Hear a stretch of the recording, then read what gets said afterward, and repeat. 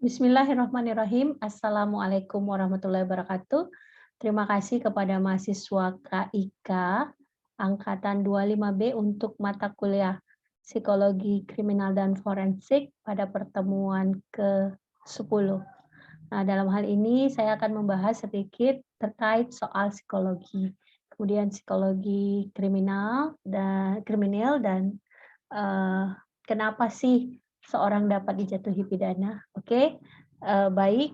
Nanti kita akan diskusi pada pertemuan ke-10 ini di Zoom. Kemudian saya akan menjelaskan tentang pengertian psikologi menurut Hall. Dalam hal ini psikologi adalah suatu disiplin yang secara sistematis mempelajari perkembangan dan berfungsi faktor-faktor mental dan emosional dari manusia, ya, emosional dari manusia. Kemudian menurut Gordon Murphy, psikologi itu mempunyai dua arti, suatu ilmu yang menguraikan masalah kemauan serta motif dalam hubungannya dengan peranan mempengaruhi pikiran serta perbuatan manusia. Suatu ilmu yang mempelajari respon yang diberikan oleh hidup terhadap lingkungan. Kemudian apa sih psikologi kriminal itu? Psikologi kriminal dalam hal ini mempunyai tujuan untuk meneliti sebab kejahatan terletak pada penyimpangan kejiwaan, meneliti relasi watak, jiwa, dan bentuk kejahatan, serta situasi psikologis yang memotivasi tindakan jahat.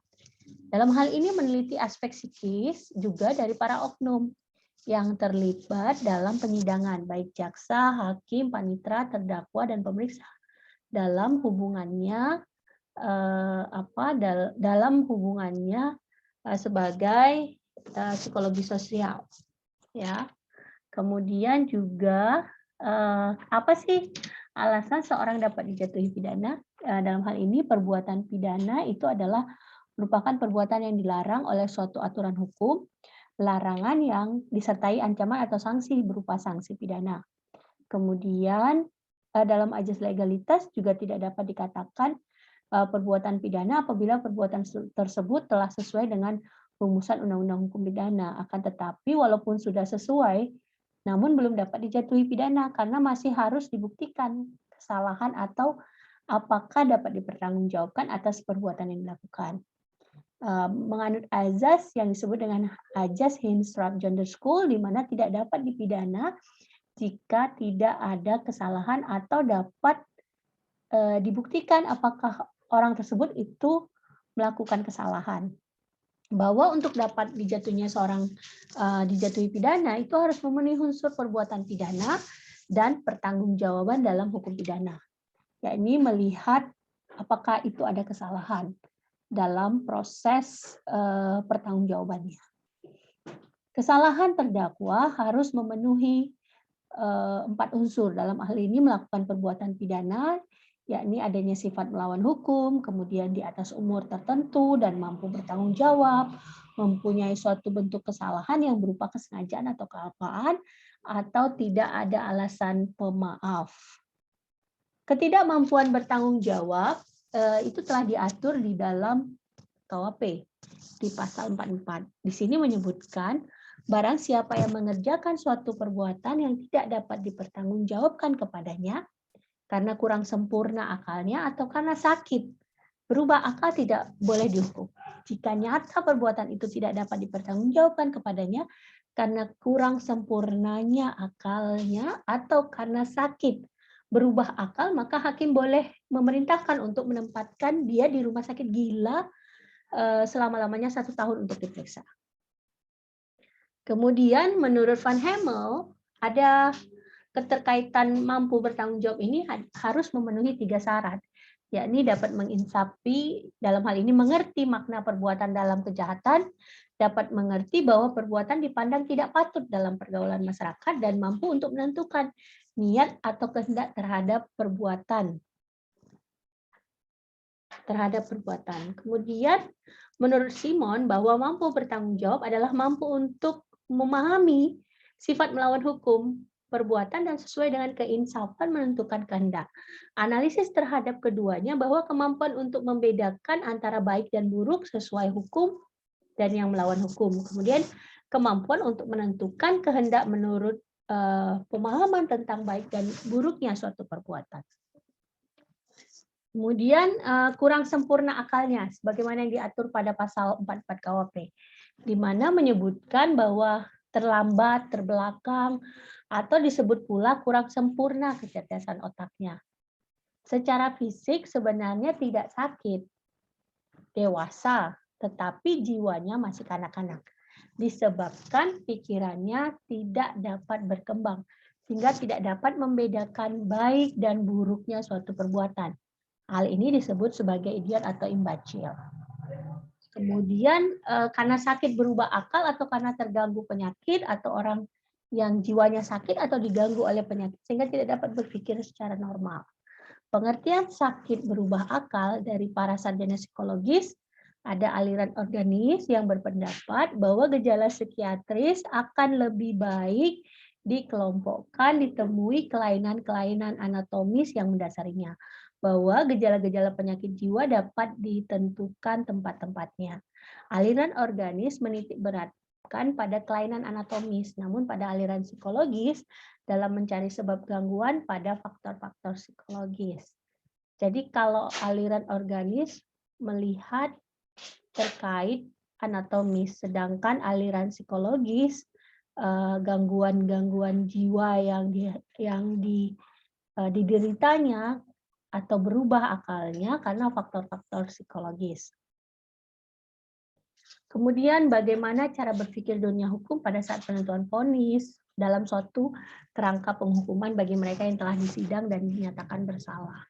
Dalam hal ini, hakim memutuskan perkara sebelumnya terlebih dahulu menilai semua alat-alat bukti yang sah menurut undang-undang berlaku sebagai masukan atas keyakinan dengan dijatuhkannya unsur-unsur perbuatan pidana yang didakwakan dapat terbukti atau tidak.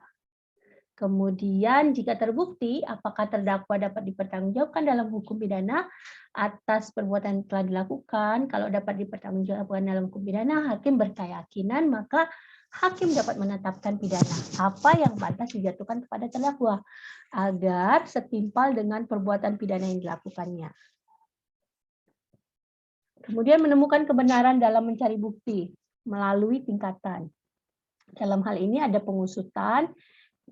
Dalam tingkatan ini dicari dulu bahan-bahan bukti. Setelah kumpul semua bahan-bahan bukti tadi lalu menuju ke penuntutan. Seterusnya meningkat kepada pemeriksaan di persidangan. Pembuktian di sidang pengadilan dalam perkara pidana untuk dapat menjatuhkan pidana sekurang-kurangnya harus ada paling sedikit 2 alat bukti yang sah dan hakim mempunyai keyakinan bahwa terdakwalah yang melakukan tindakan pidana. Sebagaimana yang diatur pada pasal 294 ayat 1 HIR dan pasal 183 KUHP. Pengertian dari kata sekurang-kurangnya 2 alat bukti yang sah diatur pasal 184 KUHP. Dalam hal ini ada keterangan saksi, keterangan ahli, surat, petunjuk, dan keterangan terdakwa. Kemudian sistem pembuktian. Di Indonesia menggunakan sistem negatif waterly yang mengharuskan adanya alat-alat bukti seperti yang disebut dalam undang-undang harus ada keyakinan hakim bahwa terdakwa bersalah. Sistem positif waterly yaitu pembuktian yang hanya didasarkan semata-mata pada alat bukti yang ditetapkan oleh undang-undang dalam menentukan apakah terdakwa terbukti bersalah melakukan tindak pidana tanpa memperhatikan keyakinan hakim. Kalau yang tadi negatif waterly, dia pembuktian alat-alat bukti itu diatur dalam undang-undang dan harus ada keyakinan hakim. Kalau di sini positif waterly semata-mata pembuktian itu berdasarkan alat-alat bukti yang diatur dalam undang-undang dan tidak memperhatikan keyakinan hakim. Sedangkan sistem conviction rationi yaitu pembuktian yang berdasarkan semata-mata atas keyakinan yang berdasarkan pertimbangan akal dan hakim tidak terikat pada alat bukti yang ditetapkan oleh undang-undang. Jadi ada di mana alat bukti itu atas keyakinan hakim, namun alat-alat bukti itu ditetapkan dalam undang-undang. Kalau sistem conviction intim, di mana pembuktian didasarkan semata-mata keyakinan hakim tanpa terikat dalam peraturan perundang-undangan terkait alat-alat bukti. Jadi lebih kepada subjektivitas hakim dalam menentukan terbukti atau tidaknya terdakwa melakukan tindak pidana. Keterangan psikiater dalam sidang pengadilan.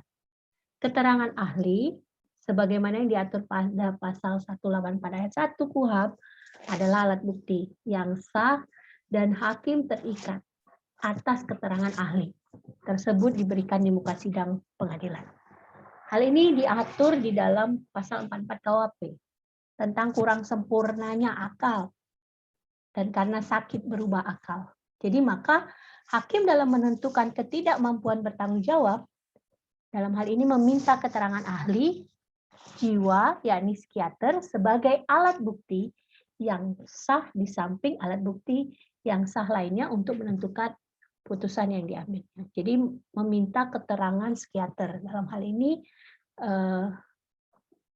psikiaterlah yang dapat menjadi dalam hal ini ahli, keterangan ahli. Keterangan ahli itu merupakan keterangan yang diberikan oleh seorang yang memiliki keahlian khusus tentang hal yang diperlukan untuk membuat terang suatu perkara pidana untuk kepentingan pemeriksaan. Hal ini diatur di pasal 1/28 KUHP, bahwa keterangan ahli yang bisa dimintakan pada waktu proses pemeriksaan permulaan, yaitu dalam penyidikan atau dalam proses penuntutan dan dalam proses pemeriksaan persidangan. Pada pasal 186 KUHP, keterangan ahli apa yang seorang ahli nyatakan di sidang pengadilan.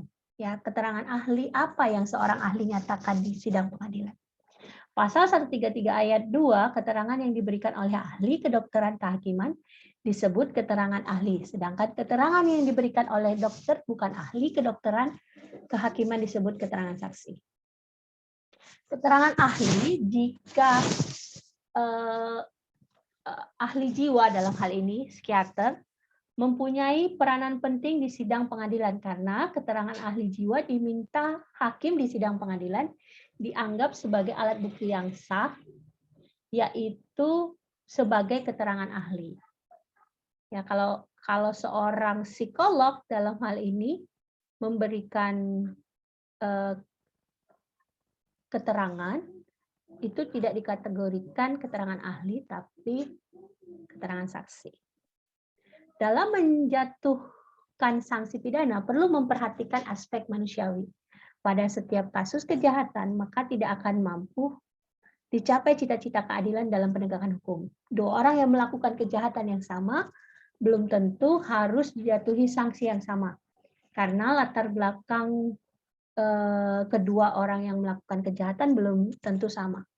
Oleh sebab itu, dalam penyelesaian kasus-kasus kejahatan adalah mutlak menelaah latar belakang yang berkaitan dengan diri si pelaku, masing-masing secara per kasus. Aspek kejiwaan dari si pelaku, psikologis, bukanlah merupakan bagian dari ilmu kedokteran, sehingga seorang psikolog tidak berwenang memberikan keterangan ahli atau kesaksian ahli. Pasal 186 KUHP di muka sidang pengadilan. Kewenangan itu hanya ada pada seorang psikiater. Ya.